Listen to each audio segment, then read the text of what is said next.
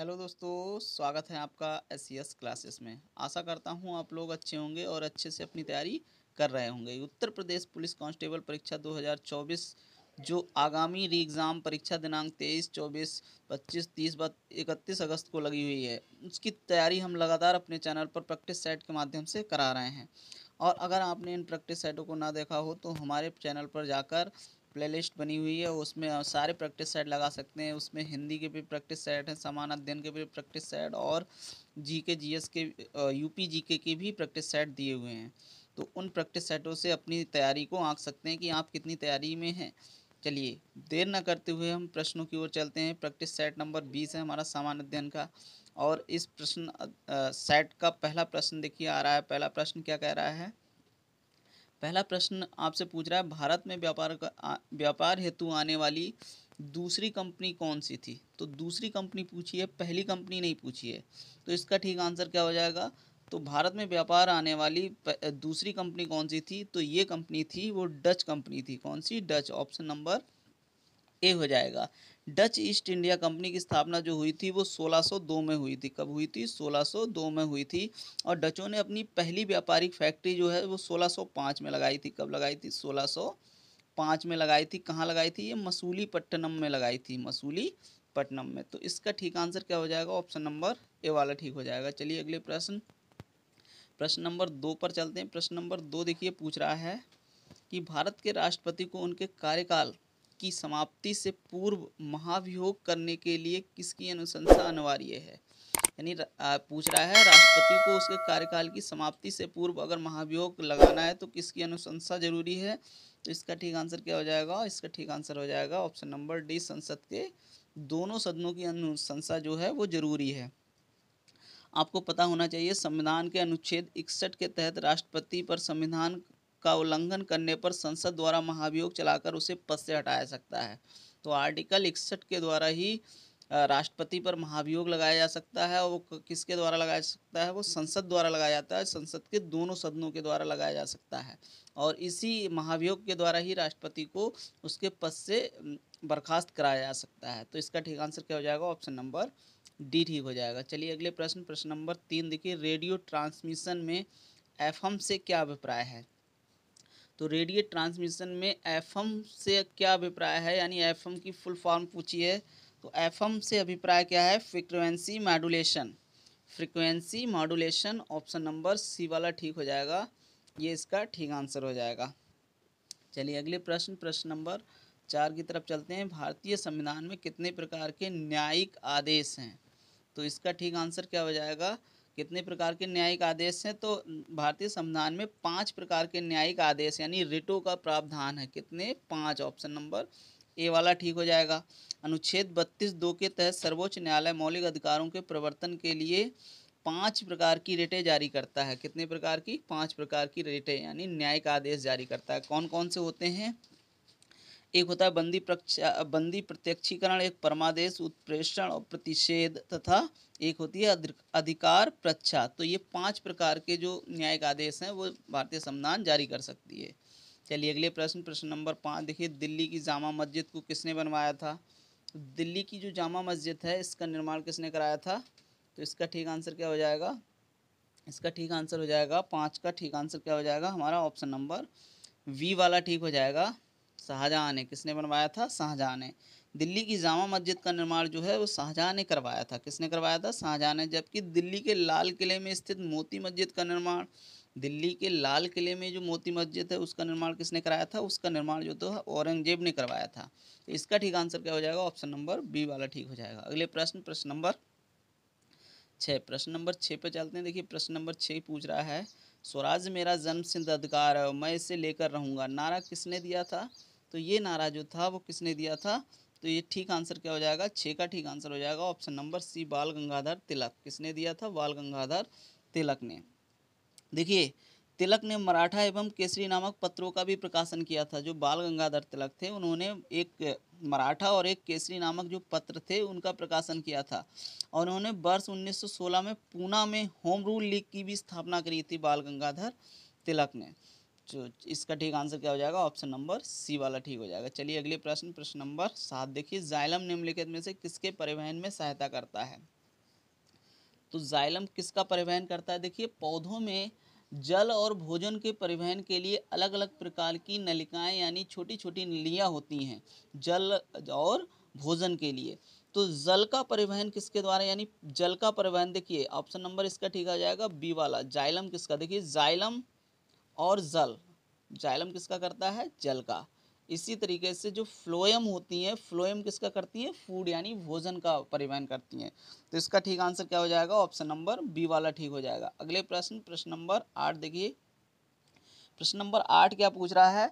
Biodiesel में, biodiesel निम्नलिखित में से किससे प्राप्त होता है? किससे प्राप्त होता है?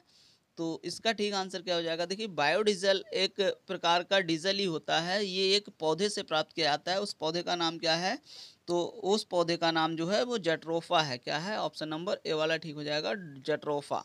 जट्रोफा से क्या होता है? बायोडीजल प्राप्त किया जा सकता है। चलिए अगले प्रश्न, प्रश्न नंबर 9 देखिए। प्रश्न नंबर 9 क्या पूछ रहा है? हर्षवर्धन के शासनकाल में भारत में आने वाला यात्री कौन था? इनमें से कौन जो था वो हर्षवर्धन के शासनकाल में भारत में आया था? कौन? फयान आया था या हेनसांग आया था अलवर्नी, या इनमें से कोई नहीं? तो इसका ठीक आंसर क्या हो जाएगा? देखिए हेनसांग 7वीं सदी में हर्षवर्धन के शासनकाल में भारत आया था, तो हेनसांग, इसका आंसर क्या हो जाएगा?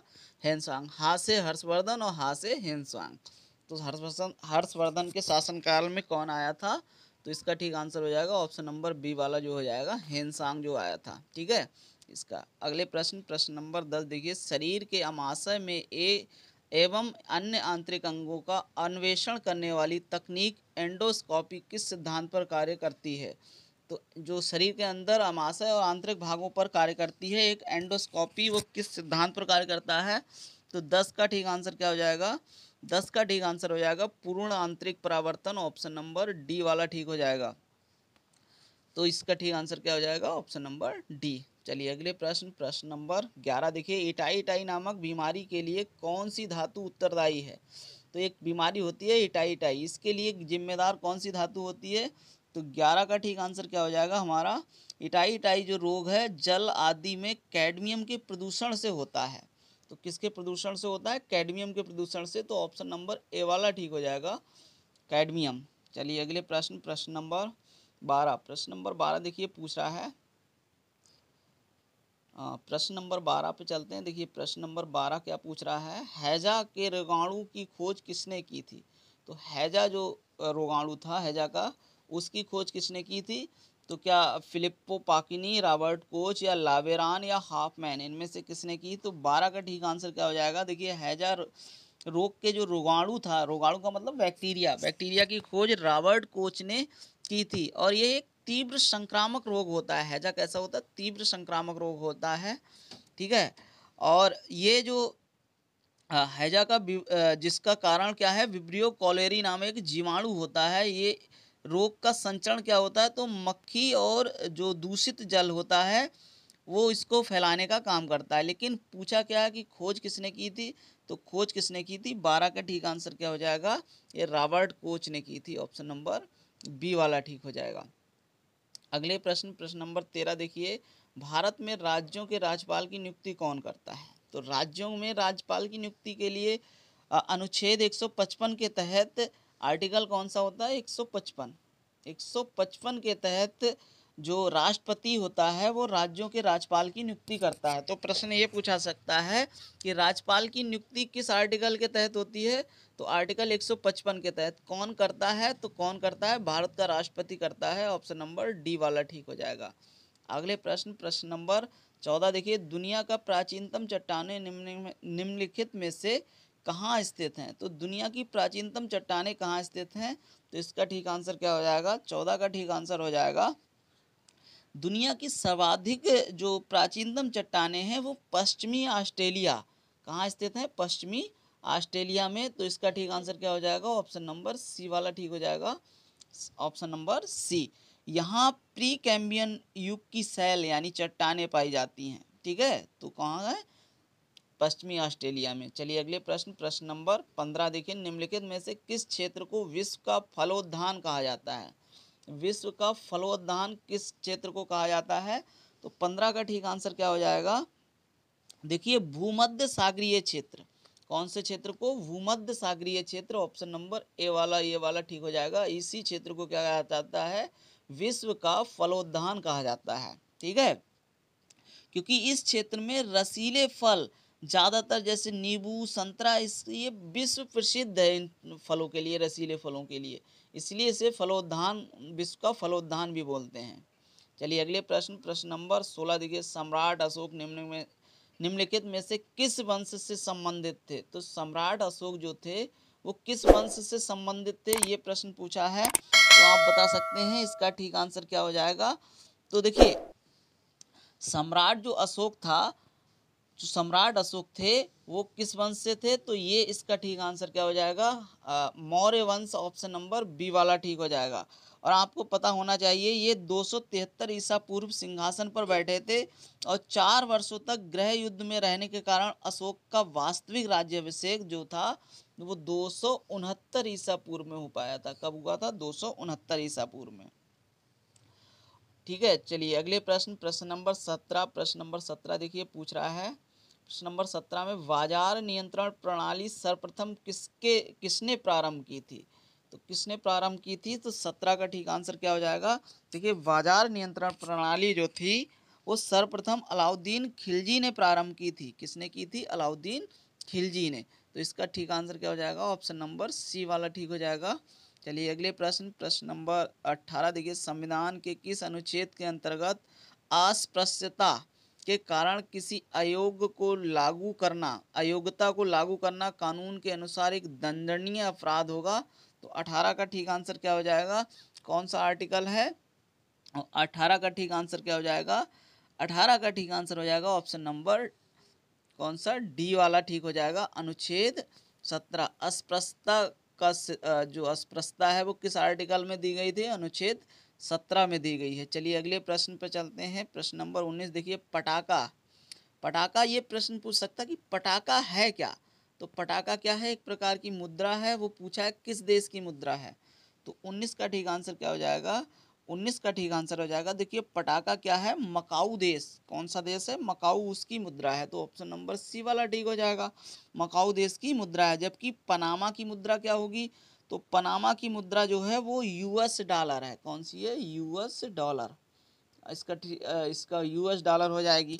ठीक है, लाओस की मुद्रा क्या है? तो लाओस की मुद्रा क्या है? लाओ किप है। क्या है? लाओ किप, लाओ किप। और मैक्सिको की मुद्रा क्या है? मैक्सिकन पैसो। क्या हो जाएगी? मैक्सिकन पैसो हो जाएगी। तो इसका ठीक आंसर क्या हो जाएगा? ऑप्शन नंबर सी वाला, मकाऊ। चलिए अगले प्रश्न, प्रश्न नंबर 20 देखिए, प्रकाश वर्ष निम्नलिखित में से किसकी इकाई है? तो 20 का ठीक आंसर क्या हो जाएगा? प्रकाश वर्ष किसकी इकाई है? तो प्रकाश वर्ष एक दूरी मापने की इकाई है, यानी दूरी का मात्रक है। किसका मात्रक है? दूरी का। ऑप्शन नंबर सी वाला ठीक हो जाएगा। और आपको पता होना चाहिए एक प्रकाश वर्ष का जो मान होता है वो 9.46 गुणे 10 की पावर 15 मीटर होता है। ये एक प्रकाश वर्ष की वैल्यू होती है। इसको लगभग में 10 की पावर 16 मीटर भी लिख सकते हैं। ठीक है, चलिए अगले प्रश्न, प्रश्न नंबर 21। प्रश्न नंबर 21 जो है, इंटरप्रेटर ऑफ मेलोडीज के लेखक लेखिका कौन है? तो इसका ठीक आंसर क्या हो जाएगा? इंटरप्रेटर ऑफ मेलोडीज के लेखक या लेखिका कौन है? तो 21 का ठीक आंसर क्या हो जाएगा? 21 का ठीक आंसर हो जाएगा झुम्पा लाहिड़ी हो जाएगा। ऑप्शन नंबर ए वाला ठीक हो जाएगा, झुम्पा लाहिड़ी। चलिए अगले प्रश्न, प्रश्न नंबर 22 देखिए, सूर्य क्या है? तो सीधा आंसर है सूर्य क्या। अब इसमें बहुत सारे बच्चे कंफ्यूज हो जाएंगे, सूर्य है क्या? तो बहुत सारे बच्चे इधर उधर आंसर लगाने लगेंगे, लेकिन इसका ठीक आंसर क्या हो जाएगा? सूर्य क्या है? एक तारा होता है। क्या होता है? एक तारा होता है। लेकिन पृथ्वी के सबसे पास होने के कारण ये बड़ा दिखाई देता है, बल्कि अन्य तारे जो होते हैं बहुत दूरी पर स्थित होते हैं, इसीलिए छोटे दिखाई देते हैं। अच्छा, ग्रह क्या होते हैं? ग्रह क्या होते हैं? जो सूर्य के चारों ओर चक्कर लगाते हैं उन्हें क्या कहते हैं? ग्रह कहते हैं। टोटल ग्रह कितने हैं? 8 ग्रह हैं। ग्रह के बाद उपग्रह क्या होते हैं? उपग्रह होते हैं जो ग्रहों के चारों ओर चक्कर लगाते हैं। पृथ्वी का उपग्रह क्या है? चंद्रमा है। जबकि मंगल का उपग्रह क्या है? मंगल के 2 उपग्रह हैं, फेबोस और डीमोस। तो इस तरह से आप लोग याद रख सकते हैं सूर्य क्या है? एक तारा है। तो ऑप्शन नंबर ए वाला ठीक हो जाएगा। अगले प्रश्न, प्रश्न नंबर 23, भारतीय राष्ट्रीय कांग्रेस को यह नाम किसने दिया? देखिए आज जो भारतीय राष्ट्रीय कांग्रेस थी इसका नाम ये वाला नहीं था भारतीय राष्ट्रीय कांग्रेस, लेकिन ये भारतीय राष्ट्रीय कांग्रेस नाम दिया किसने था? तो 23 का ठीक आंसर क्या हो जाएगा? देखिए भारतीय राष्ट्रीय कांग्रेस की स्थापना कब हुई थी? 1885 में हुई थी। कब हुई थी? 1885 में इसकी स्थापना हुई थी। और इसकी स्थापना हुई थी, इसका प्रारंभिक नाम था इंडियन नेशनल यूनियन था। क्या नाम था? भारतीय राष्ट्रीय कांग्रेस का प्रारंभिक नाम क्या था? इंडियन नेशनल यूनियन था। और इसके बाद दादा भाई नौरोजी ने जो इसे नाम दिया वो भारतीय राष्ट्रीय कांग्रेस का नाम दिया था। ऑप्शन नंबर बी वाला ठीक हो जाएगा हमारा, ऑप्शन नंबर बी। चलिए अगले प्रश्न, प्रश्न नंबर 24, अंतर्राष्ट्रीय न्यायालय में न्यायाधीश बनने वाली प्रथम भारतीय कौन थे? तो कौन थे? 24 का ठीक आंसर क्या हो जाएगा? वो थे Nagendra Singh. Option number A वाला ठीक हो जाएगा। ठीक है, चलिए अगले प्रश्न, प्रश्न नंबर 25 देखिए। प्रश्न नंबर 25 पे चलते हैं। प्रश्न नंबर 25 क्या पूछ रहा है कि निम्नलिखित में से किस इस्पात कारखाने की स्थापना द्वितीय पंचवर्षीय योजना के दौरान की गई थी? तो दूसरी पंचवर्षीय योजना के दौरान किस इस्पात कारखाने की स्थापना की गई थी? तो 25 का ठीक आंसर क्या हो जाएगा? देखिए इसका ठीक आंसर हो जाएगा हमारा 25 का ऑप्शन नंबर डी वाला। देखिए दुर्गापुर, भिलाई और राउरकेला ये सभी की स्थापना जो थी वो दूसरी पंचवर्षीय योजना में की गई थी। आपको बताना है दुर्गापुर जो इस्पात कारखाना है वो कहाँ है? तो ये दुर्गापुर कहाँ स्थित है? तो दुर्गापुर जो है वो पश्चिम बंगाल में स्थित है और ये किसकी सहायता से? ब्रिटेन की सहायता से निर्मित किया गया था। भिलाई कहाँ स्थित है? तो भिलाई जो है वो छत्तीसगढ़ में स्थित है और किसकी सहायता से? रूस की सहायता से निर्मित किया गया था। जबकि राउरकेला कहाँ स्थित है? राउरकेला जो है उड़ीसा में स्थित है और ये किसकी सहायता से? जर्मनी की सहायता से स्थापित किया गया था। तो दुर्गापुर पश्चिम बंगाल, भिलाई जो है, भिलाई कहाँ है? तो भिलाई छत्तीसगढ़। देखिए दुर्गापुर पश्चिम बंगाल, भिलाई छत्तीसगढ़ और राउरकेला उड़ीसा में। ठीक है, तो ये सभी तीनों के तीनों जो है द्वितीय पंचवर्षीय योजना के दौरान ही इनकी स्थापना की गई थी। चलिए अगले प्रश्न, प्रश्न नंबर 26 देखिए। एक दूरसंचार उपग्रह को पृथ्वी की सतह से निम्नलिखित में से किस दिशा में प्रक्षेपित किया जाता है?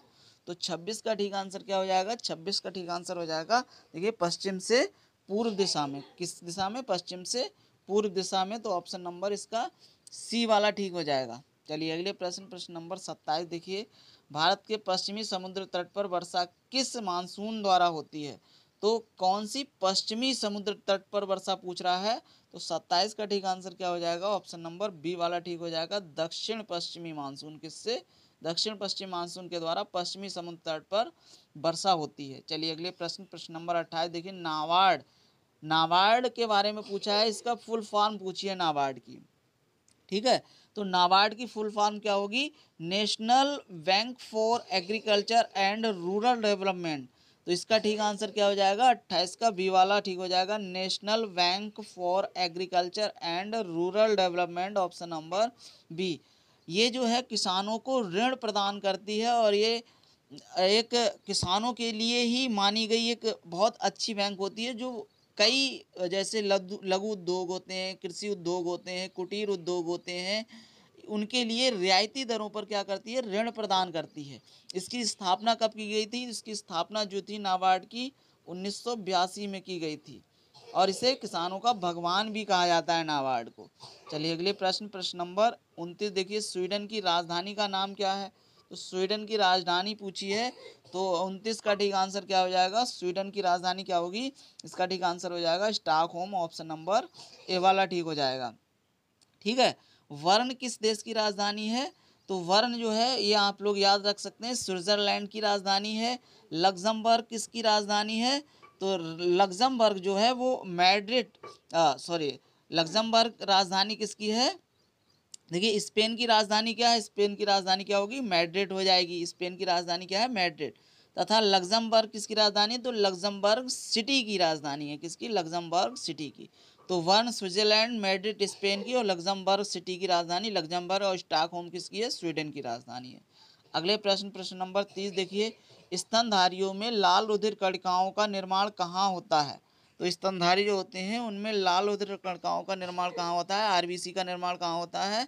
तो आरबीसी का निर्माण जो होता है को इसका कहाँ होगा, तो ऑप्शन नंबर कौन सा हो जाएगा 30 का सी वाला अस्थि मज्जा वेन मैरो में होता है। कहाँ होता है, वेन मैरो में। आरबीसी का जीवन काल लगभग 120 दिन होता है और आरबीसी का काम क्या होता है, आरबीसी का काम होता है CO2 और ऑक्सीजन का परिवहन करना, ये मुख्यतः काम होता है। और आरबीसी का रंग जो होता है वो लाल क्यों होता है, इसमें एक वर्णक पाया जाता है हीमोग्लोबिन नाम का, उसी के कारण इसका रंग जो होता है वो लाल होता है। चलिए अगले प्रश्न, प्रश्न नंबर 31 देखिए, माइक्रोसॉफ्ट विंडोज, मैक्सऑक्स और लिनक्स के उदाहरण हैं। कौन से उदाहरण है, तो 31 का ठीक आंसर क्या हो जाएगा, 31 का ठीक आंसर हो जाएगा हमारा ऑप्शन नंबर बी वाला, ऑपरेटिंग सिस्टम है। क्या है ये सभी, ऑपरेटिंग सिस्टम।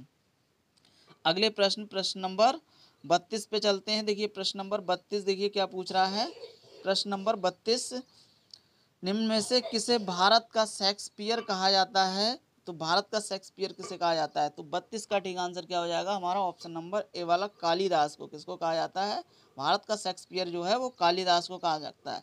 देखिए क्वेश्चन ही गलत है, बताइए, कहा जा रहा है कि भारत का शेक्सपियर, ये कहा जाना चाहिए कि किसे कालिदास बोला जाता है, तो शेक्सपियर को बोला जाना चाहिए था कालिदास। उल्टा प्रश्न, बताइए, भारत के कवियों को छोटा दिखाया गया है, ठीक है, तो भारत का शेक्सपियर बोला जा रहा है। तो विश्व का कालिदास किसे बोला जाता है, ये प्रश्न होता है, विश्व का कालिदास किसे बोला जाता है, तो शेक्सपियर को बोला जाता है। चलिए, लेकिन जो प्रश्न है वो प्रश्न ही पढ़ेंगे, भारत का शेक्सपियर किसे बोला जाता है, कालिदास को पढ़ा जाता है।